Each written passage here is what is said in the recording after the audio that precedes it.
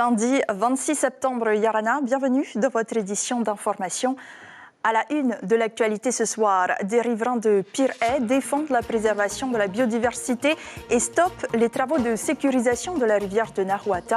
La ville assume et surtout choisit de protéger les habitants durement touchés par les intempéries de 2017. Pas de grandes annonces, Eric Spitz s'inscrit dans la continuité des actions menées par son prédécesseur. La transition énergétique reste néanmoins un dossier prioritaire pour le haut-commissaire de la Polynésie. Avec cela, la lutte contre les stupéfiants, notamment, qui est une menace pour l'équilibre de la société polynésienne. Décryptage ce soir avec Natacha Silagi. Le président de la Polynésie finalement invité au premier sommet des îles du Pacifique à Washington. Rien de surprenant à l'heure où l'Indo-Pacifique est au centre de l'attention des grandes puissances et de leur logique de compétition pour le contrôle des espaces géostratégiques. Ils sont 10 candidats pour 2 places. Les voix s'échauffent à la Maison de la Culture pour le concours de la Voix des Outre-mer. Nous découvrirons ensemble les critères de sélection avec notre invité, le fondateur même du concours, Fabrice Di Falco.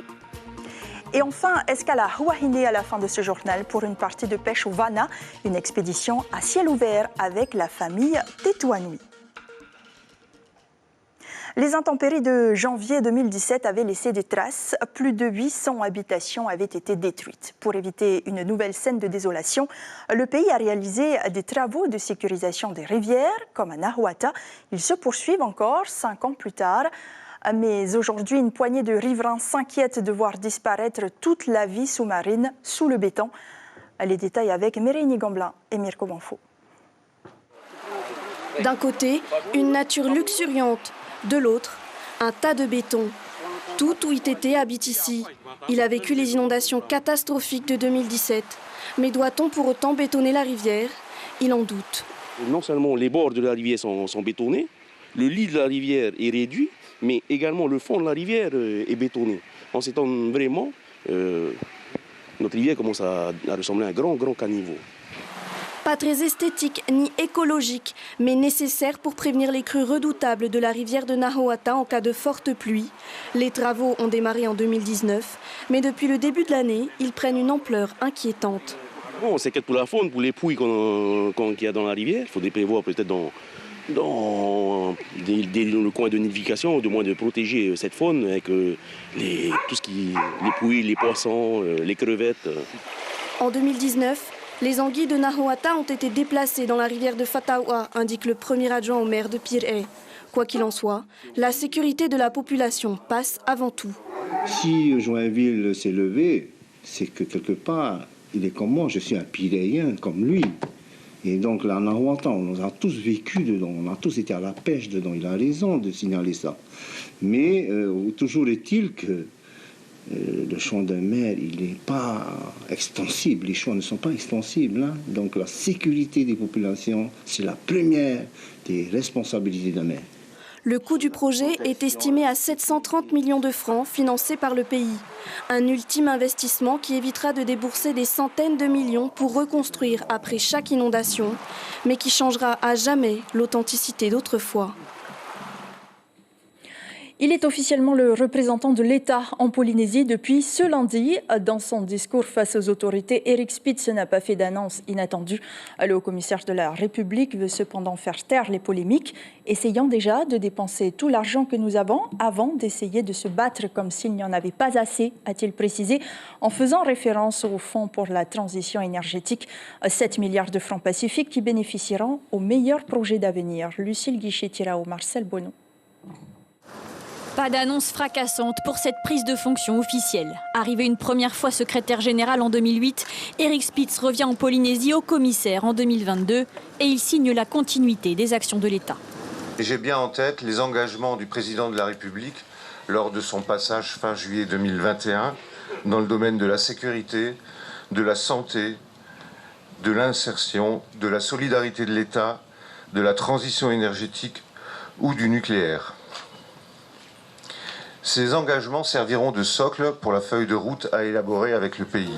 Parmi les premiers dossiers, le fonds d'investissement pour les énergies renouvelables. 7 milliards de francs de l'État qui devraient être débloqués d'ici la fin de cette année pour soutenir tous les projets qui tendent vers la transition énergétique. Ça doit servir à tous les projets qui sont au service de cette transition écologique. Essayons déjà de dépenser tout l'argent que nous avons avant d'essayer de se battre comme s'il n'y en avait pas assez. Donc je pense que tous les projets qui sont bons pour la planète, d'où qu'ils viennent, ont vocation à être financés.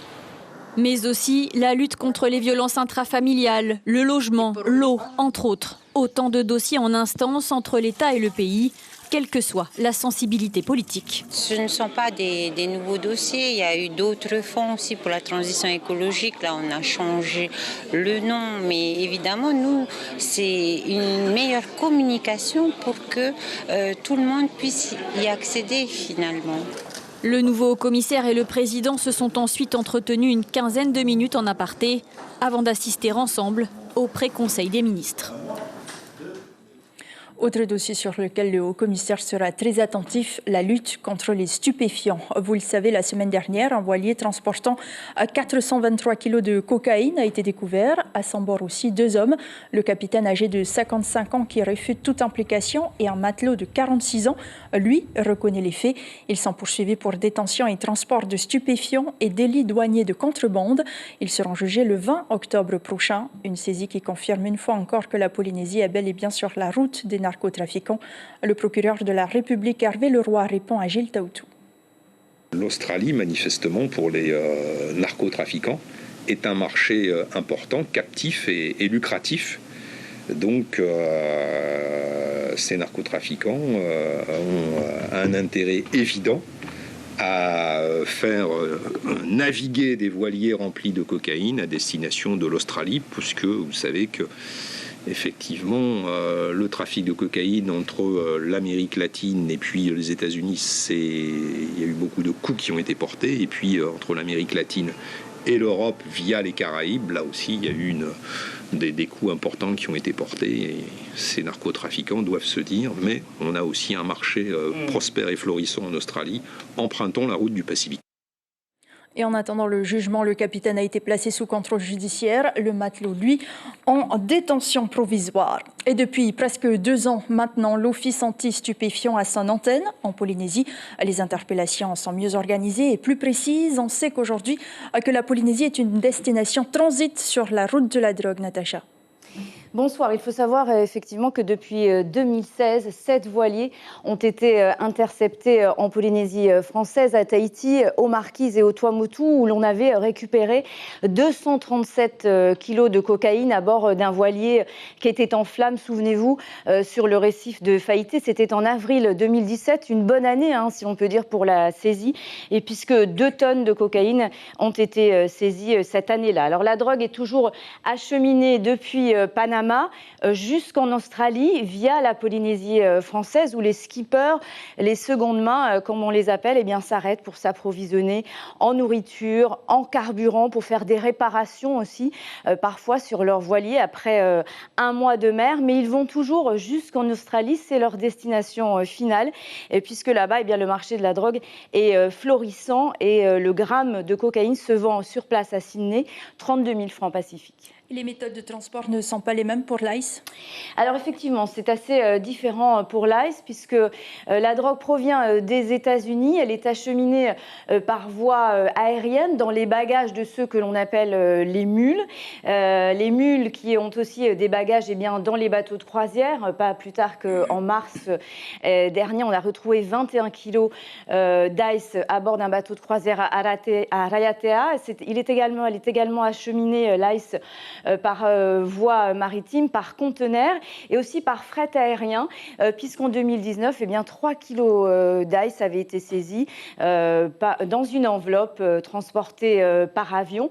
Au total, en 2021, ce sont 18 kilos d'ICE qui ont été saisis en Polynésie française. Il faut dire que la lutte contre les stupéfiants est plus efficace depuis la mise en place en Polynésie de l'Office anti-stupéfiants. Alors oui, vous en avez parlé juste avant. L'OFAST qui existe existe depuis maintenant près de 2 ans, qui est une collaboration totalement inédite entre police, gendarmerie, tribunal et douane. Cette collaboration, eh bien, elle permet de travailler ensemble, d'échanger les informations, d'enquêter ensemble et d'organiser les interpellations. Alors évidemment, il y en a beaucoup qui passent à travers les mailles du filet, mais en tout cas, ceux qui sont interpellés risquent 10 ans de prison et 900 millions de francs pacifiques d'amende pour détention, transport et importation de stupéfiants. Merci beaucoup, Natacha, pour toutes ces explications. Après un forcing des autres États membres, la voix de la Polynésie sera finalement entendue à Washington par la voix de son président, Edward Fritsch. Il faut dire qu'en tant que membre à part entière du Forum des îles du Pacifique, le pays a toute sa place à la tribune. Et la zone Indo-Pacifique, cadre d'une rivalité entre la Chine et les États-Unis, dans lequel la France cherche à renforcer son influence. La présence des îles est d'autant plus importante. Les détails avec Ismaël Tahiata et Patita Savea. Washington, district de Columbia, la capitale des États-Unis et surtout le siège du gouvernement américain. C'est ici que le président Joe Biden accueillera cette semaine les 18 membres du Forum des îles du Pacifique. Une invitation particulière a été adressée au président de la Polynésie française, Edward Fritsch. Tous les pays n'étaient pas invités au départ à Washington, qu'une seule partie. Et donc, lors de la réunion du PICL qui a eu lieu la semaine dernière à Honolulu, les membres du forum se sont réunis pour décliner l'invitation si tous les pays n'y allaient pas. Et derrière cette idée de rester unis, il y a effectivement une idée de recherche de paix. Les États-Unis, vous avez vu, il y a 2 jours, déploient de plus en plus des moyens militaires importants. Des gardes-côtes vont être lancés pour lutter contre la pêche illicite, la protection des zones maritimes. Tout ça, en fin de compte, c'est un objectif, c'est tout faire pour maintenir la paix dans le Pacifique. Lors du dernier forum des îles du Pacifique à Suva, la vice-présidente des États-Unis, Kamala Harris, a annoncé que les États-Unis feraient don d'une enveloppe de 600 millions de dollars étalée sur 10 ans. Objectif, accompagner les îles du Pacifique dans leur projet, à l'instar des Chinois. Nous reconnaissons que ces dernières années, les îles du Pacifique n'ont peut-être pas reçu l'attention diplomatique ni le soutien qu'elles méritent. Aujourd'hui, je suis là pour vous dire en personne que nous allons changer cela. 2 sujets importants pour eux, c'est le développement de nos îles avec les contraintes climatologiques que nous connaissons aujourd'hui.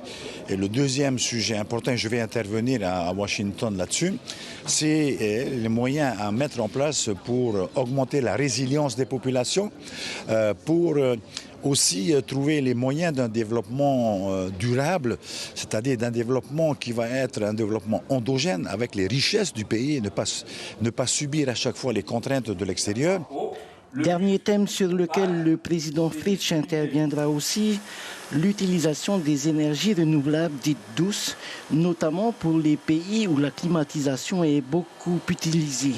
Le SWAC, une solution pour le long terme. Ce sommet baptisé US and Pacific Island Country Summit se tiendra les 28 et 29 septembre. On en parle demain aussi dans votre émission L'Invité Café. Semir Al-Warti, le politologue, répondra aux questions d'Ibrahim Ahmedazi. Après 7 ans de bons et loyaux services, la Fédération de sauvetage en mer de Raiatea largue les amarres. Une annonce faite sur Facebook et relayée par nos confrères de Tahiti Info. Le peu de subventions dont elle bénéficiait ne pouvait pas lui permettre de maintenir son activité basée quasiment sur du bénévolat. Le refus de la demande de mise à disposition du navire de la Direction des ressources marines pour le sauvetage, l'entraînement et les surveillances en mer a conforté son président dans sa prise de décision. En 7 ans, 30 opérations ont été menées par les 28 membres bénévoles de la FEPSM. On écoute cette réaction recueillie sur place par Julien Vescovali. Aujourd'hui, comme d'habitude, beaucoup de promesses et quand ça arrive, tout le monde tourne le dos. Donc on ne peut plus se permettre de continuer aujourd'hui à faire du sauvetage en mer avec nos moyens personnels qui ne sont pas spécialement adaptés pour le sauvetage en mer.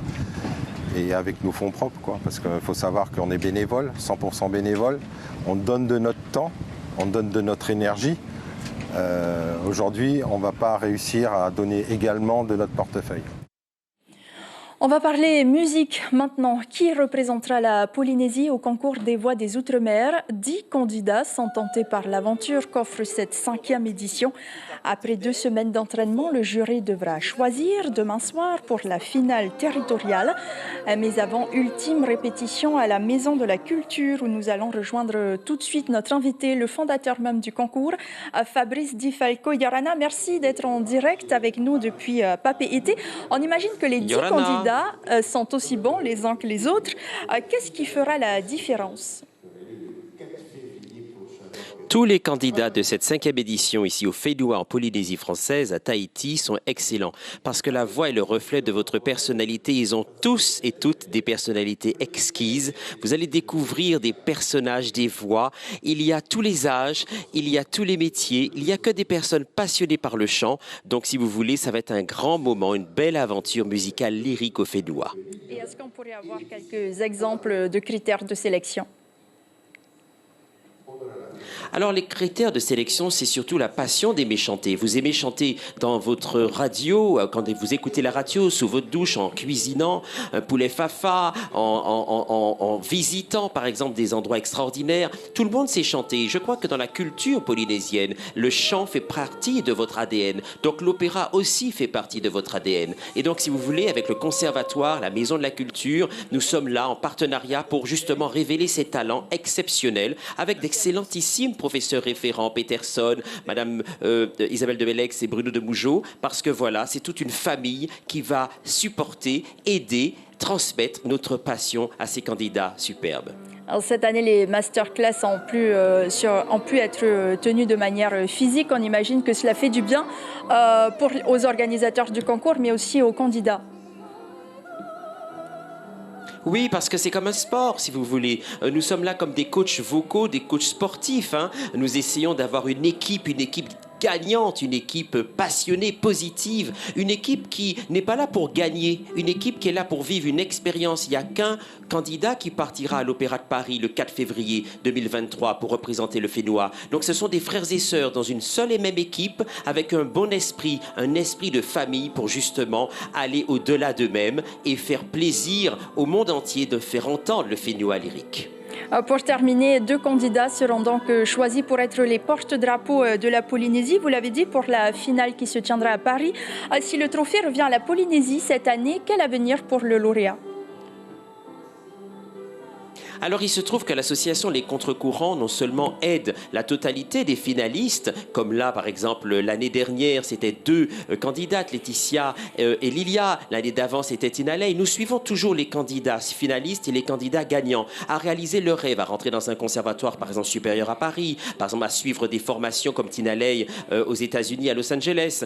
Pour d'autres candidats, faire un disque, aller dans d'autres émissions télé sur France Télévisions où il y a d'autres concours. Nous essayons avec l'association Les Contre-Courants d'aider au maximum les candidats pour qu'ils puissent réaliser leurs rêves, avoir des bourses, continuer de travailler et puis justement de continuer cette passion. En réalité, c'est une aventure qui ne fait que commencer quand on est au concours Voix des Outre-mer.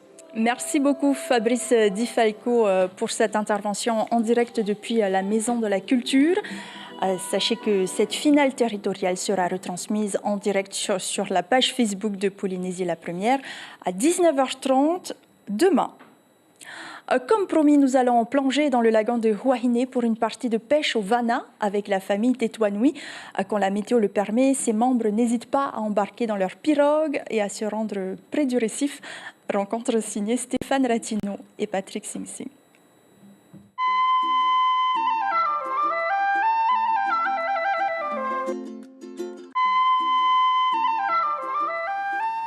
Rien ne peut troubler ce regard, et les gestes de Julie sont d'autant plus parfaits que ses mains bénéficient d'une totale immunité. À force de manier les oursins, pas une seule épine ne peut troubler son épiderme à toute épreuve. La pêche aux oursins, c'est une expédition à ciel ouvert. Le soleil, le vent, la houle, les hommes sont tributaires des éléments. Ce matin, les plus jeunes sont partis vers le récif. La marée est complice, les garçons ont 16 et 20 ans. Ils connaissent parfaitement le lagon de Huahine, ils aident la famille. Quand c'est la saison, il ne faut pas s'endormir. Ouais, en ce moment, c'est la saison. Bon, en fait, ça change, hein, les saisons. Si c'est, on va pas voilà, ouais, aux langoustes, sinon au poisson. Est-ce que tu penses que tu peux en faire ton métier? Voilà. Pas vraiment. Pourquoi tu dis ça? C'est par rapport à la saison. Si on pouvait continuer tous les jours. Qu'est-ce que vous préférez, la journée ou dans la soirée? Dans la soirée, voilà. Pourquoi? Parce qu'il y a plusieurs aides aussi le soir que le matin. Le matin, il se cache puis dans le courroux. T'as quel âge, toi? 6 ans. Bien sûr, la mer est une offrande, mais elle nécessite énergie et courage. La famille connaît bien l'océan. Il n'y a aucune route pour rejoindre les maisons. Cette relation intime à l'eau est une culture, une identité et un travail. Harassant, au plus près de la nature, l'oursin est exigence. Avant sa vente aux consommateurs, il demande de multiples opérations, nettoyage, ouverture, conditionnement. Ce produit de caractère saisonnier varie selon les mois. Ainsi, il est plus ou moins charnu. Ils sont en maturité. Sinon, on regarde par saison sur les mangues, les vitritis.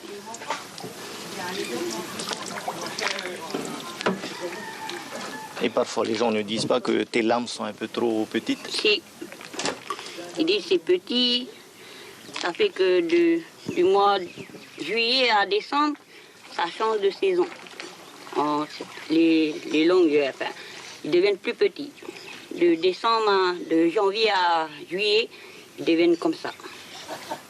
Le goût authentiquement iodé de l'oursin est plaisir gourmet en Polynésie.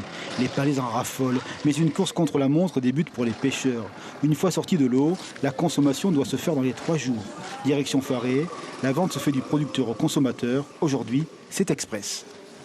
Bah oui, il n'y a plus rien. Bah, comment tu veux. Pour moi, c'est tout parti, c'est l'essentiel. C'est tous les jours comme ça? Ça dépend, il y a des moments c'est un peu plus lent, il y a des moments ça part vite. Alors, ça n'a même pas duré 5 minutes et il n'y a plus de la glace, vous avez tout vendu? Ben non, il faut recommencer encore. L'océan, comme infiniment grand, offre dans le délicatement petit une palette extraordinaire de saveurs. L'oursin est un mets de choix, son seul nom, met l'eau à la bouche. Les travailleurs de la mer de Wainé sont les bienfaiteurs de milliers et de milliers de gastronomes reconnaissants.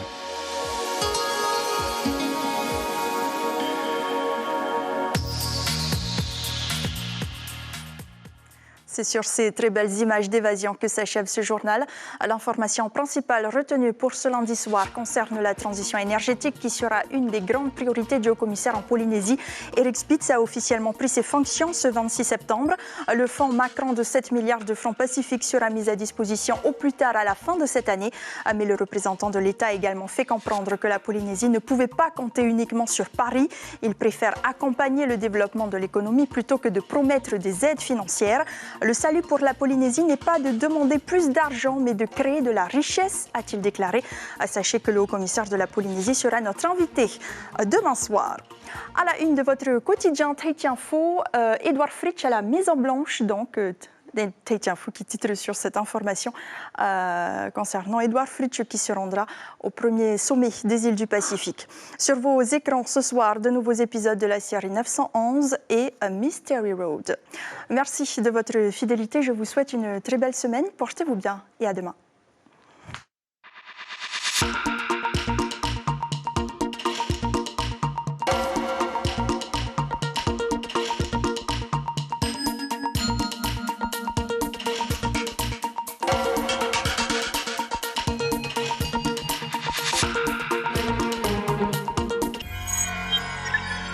Retrouvez ce programme en replay sur notre site internet. L'information en continu sur Polynésie la première, internet et réseaux sociaux.